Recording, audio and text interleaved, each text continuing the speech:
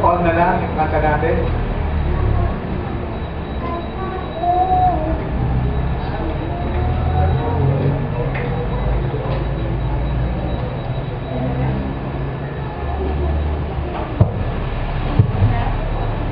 Mga kapatid, when we face fires also sa buhay po natin, dapat i-commit din natin sa Panginoon.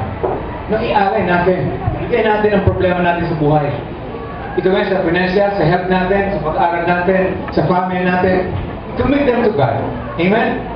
Andiyan natin sa ating Panginoon. Hallelujah. So, these three, now dito sa tatlong taong ito, may matutunan tayong three basic truth about yung kanang suffering. Okay? That we should keep in mind sa mind natin. They are given, ito yung binibigay sa atin sa Shadrach, Meshach, and Abednego. Ito tatlong ito. Now, sa verse 17, nalagay din dito, 17, if we are thrown into the blazing furnace, anong blazing furnace? Anong Tagalog? Pugon.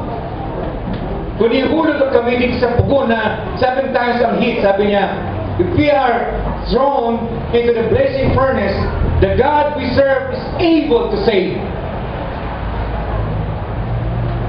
The God we serve is able to serve, to save. May magandang word dito na tumimo sa aking isipan. Naway ko rin sa aking kagabi natin ito. Now, remember, if you are a child of God, amen, meron po kayong connection sa Diyos. Tama? You are connected to God. Now, kung meron kang problema sa buhay natin, remember your connection to God. Amen? Remember your connection to God. Because the Bible says, sabi rito, the special word dito. Nang sabi dito ng Panginoon, our God. Sabi dito, my God. 17. If we are thrown into the blazing furnace, the God we serve. Sa ibang version, our God. Tandaan po natin, may Diyos po tayo.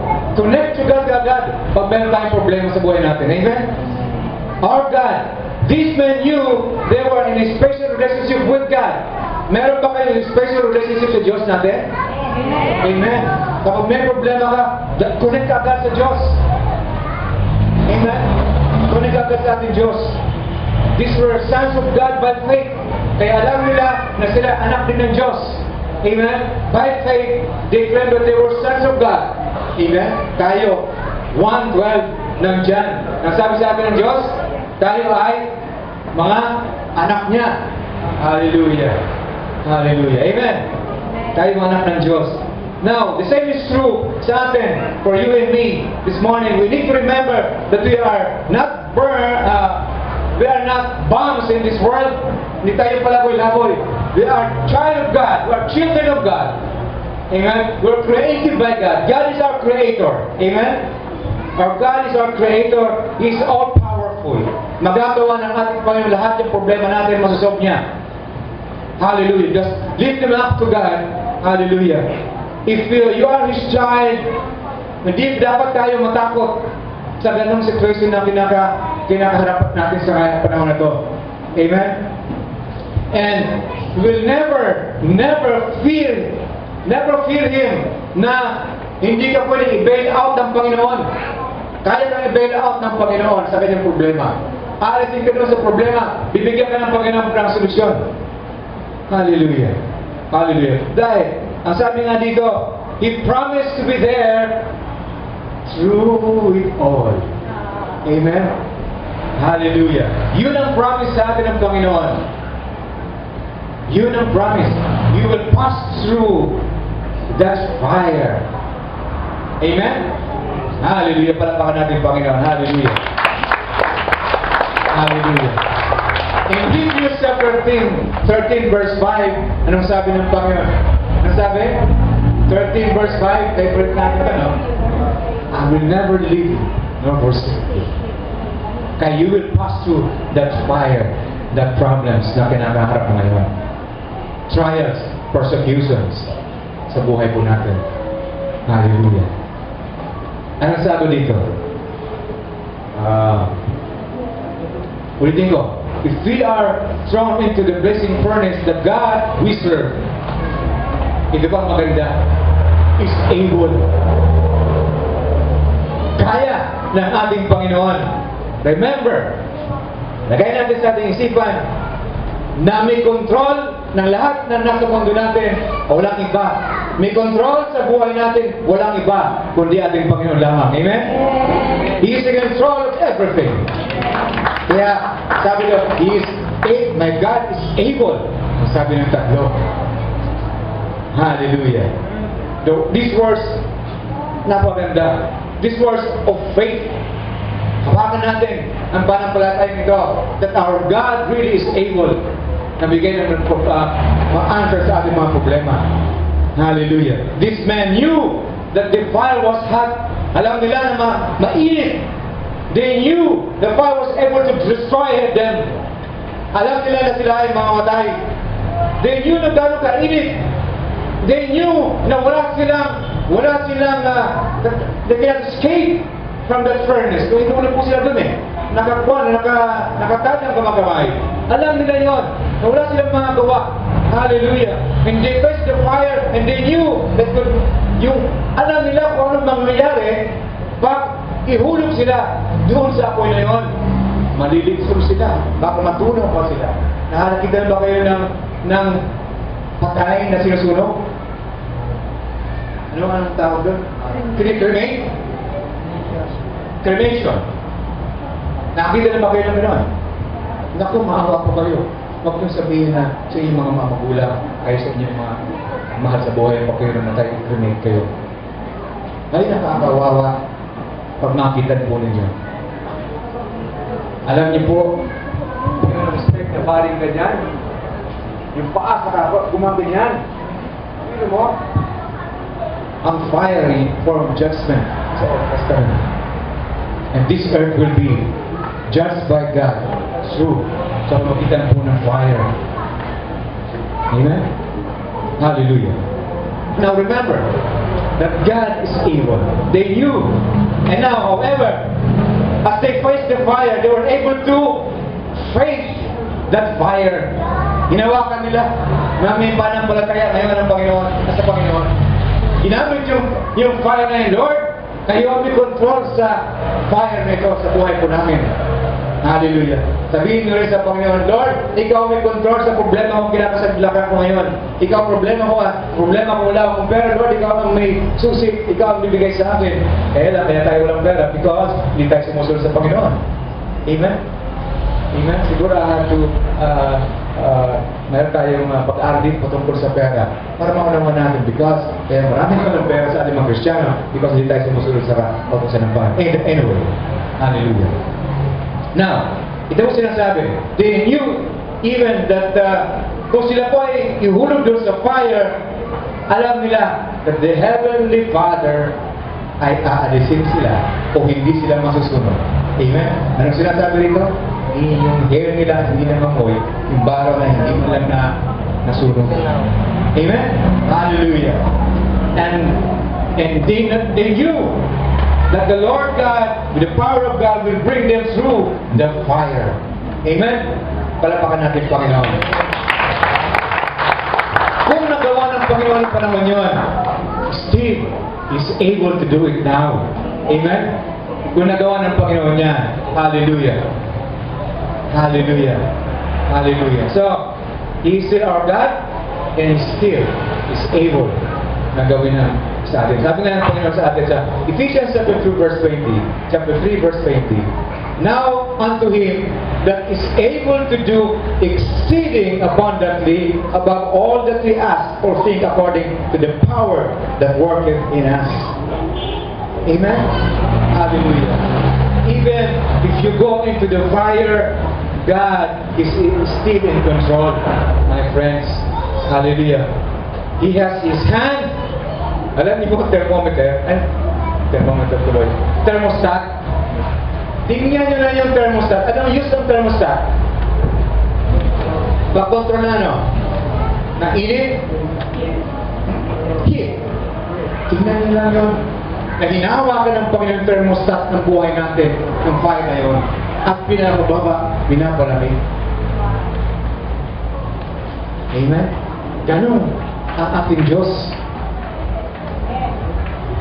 Amen? Ganun ang Diyos natin. Andiyan lang palagi siya. Hallelujah. In fact, iti-filter ni Lord eh. Hallelujah. Kung may problema sa buhay natin, it will pass through the filter sa hand ng ating Panginoon. Amen? Yung ating mga problema yan. And you know what? Kung nasa situation ka niya, may purpose ang Panginoon. Romans chapter 8, verse 28. Anong sabi ng Panginoon? Romans chapter 8, verse 28. And we know that all things work together for good to them that love God, to them who are called according to His purpose. Sino nakakilala po kay Jeremy Lee? Kakilala na yan. Alam niyo po, pati pala si Obama, linatik na rin siya. Si Obama. Nabasa ko kahapon sa dyaryo. Hindi yung instead of linacity, but linatic siya, si Obama. Kilala mo ito, kasi same school sila, Harvard, at yung secretary natin ngayon ay parang classmate ni Juan ni Jeremy Lee. Anyway, alam niyo kung bakit? Ito kasi nabasa ko yung article sa kanya. Ito ang walang kinakot niya. Bakit siya nasa basketball court? Sabi niya, may purpose si Lord. Ngayon, malaya siya ngayon na ipakaya ang salita ng Panginoon. Amen? Saan man kayo naroon mga estudyante, kayo man nasa trabaho, may purpose sa inyo si Lord. Banggitin niyo ang pangalan ni Lord. Ipakilala ninyo ang Panginoon Jesus. Saan man kayong lugar. And Jeremy Lee, hindi po siya nahiya. Amen? Para si Tim Tebow. Amen? Hindi rin siya nahiya. Nagkakilala ang Panginoon. He was so bold enough. Bilagyan down below sa kanyang eyes, John 3:16. And the whole world nakita, what is John 3:16? Millions of people ngayon ay nakabasa ng John 3:16. Maybe, lahat sila. And I pray, nawa, ako na din sila. Amen? Palapakan natin, Panginoon. Hallelujah. Amen. Verse 18.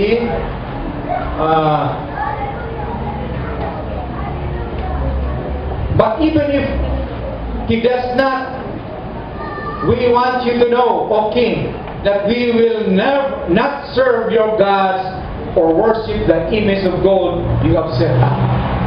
Grabe ang commitment nila sa Panginoon. Are you committed to God?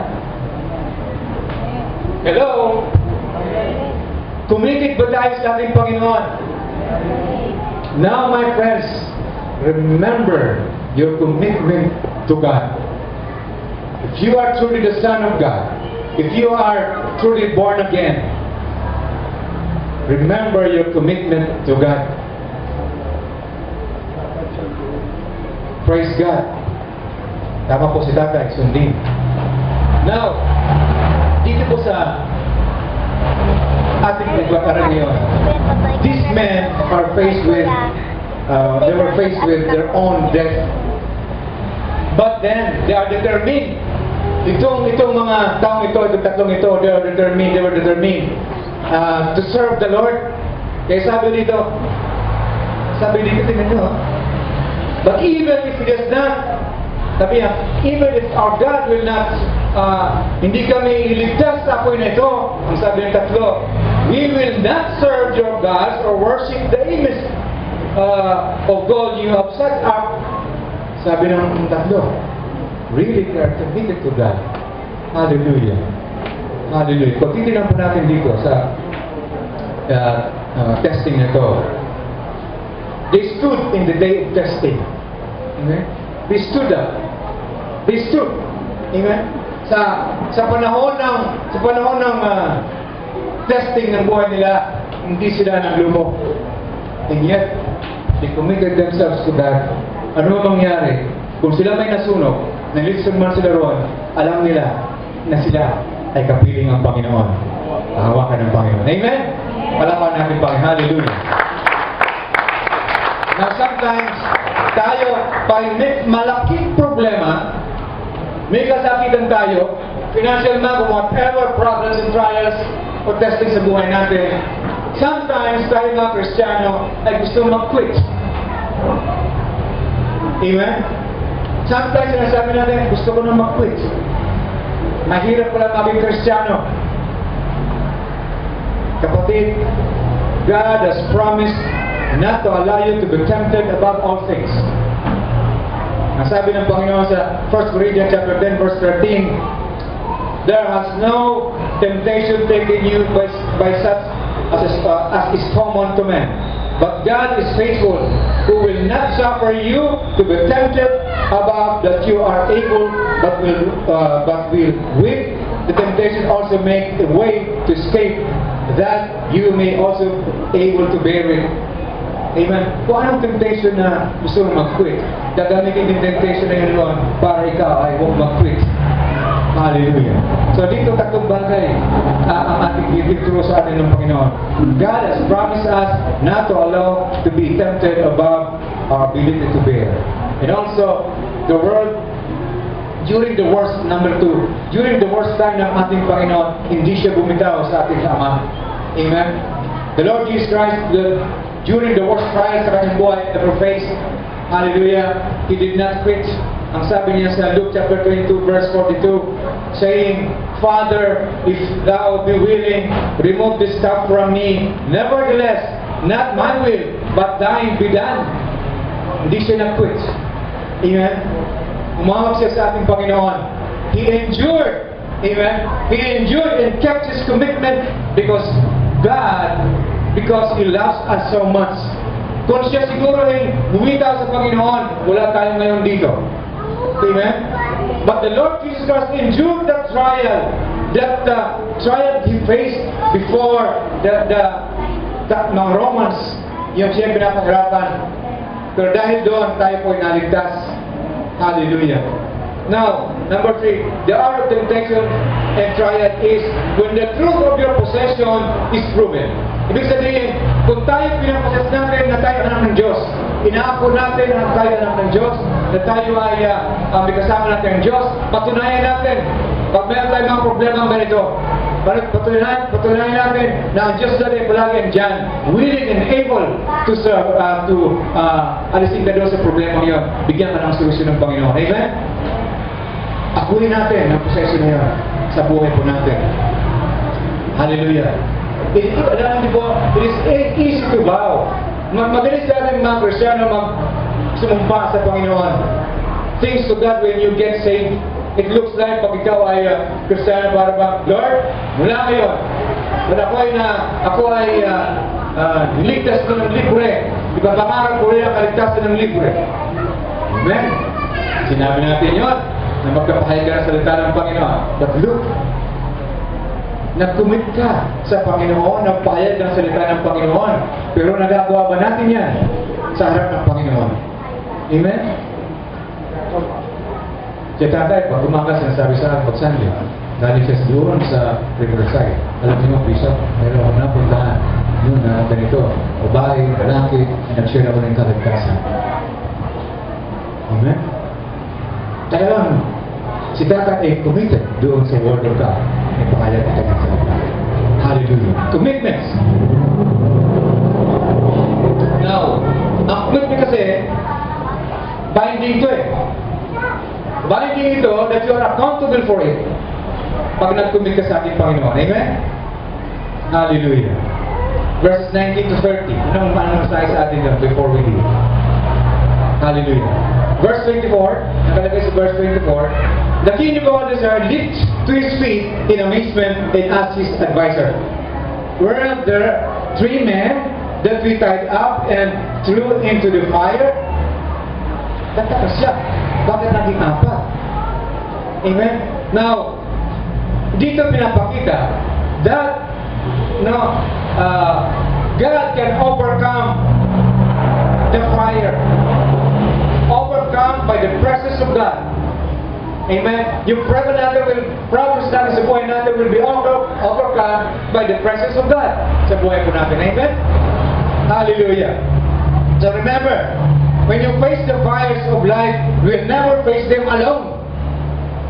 Pag may problema po kayo, ako, hindi ako nag-iisa sa problema ito. Amen? May kasama ako. May kasama po kayo. Amen? Kaya sabi ni Bukani Sir, di ba tatlo lang yun? Bakit apat na ngayon?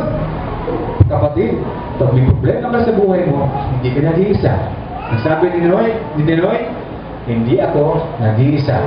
May kasama siya. Kasi nanarasan po ninyo yan doon sa selda. Nabanggit niya doon sa memoir niya na kasama niya ang Diyos. Amen? Hallelujah. Palapakan natin. Hallelujah. Because again, nasabi ng Panginoon sa atin, I will never leave you nor forsake you. Hebrews 13 verse 5. In Matthew 28, Matthew 28, 20, I am with you always, even unto the end of the world. Talag, and then ang Panginoon sa atin. Amen? So doon, huwag tayo malungkot pag may problema tayo. Amen? Sabi sa kanta, hindi ka masusunog. Sabi sa kanta, di ba? Hindi ka masusunog. Hallelujah. Alam ng Panginoon na ikaw ay mag-preserve. Kaya sa verse 26, nakalagay po rito. Nebuchadnezzar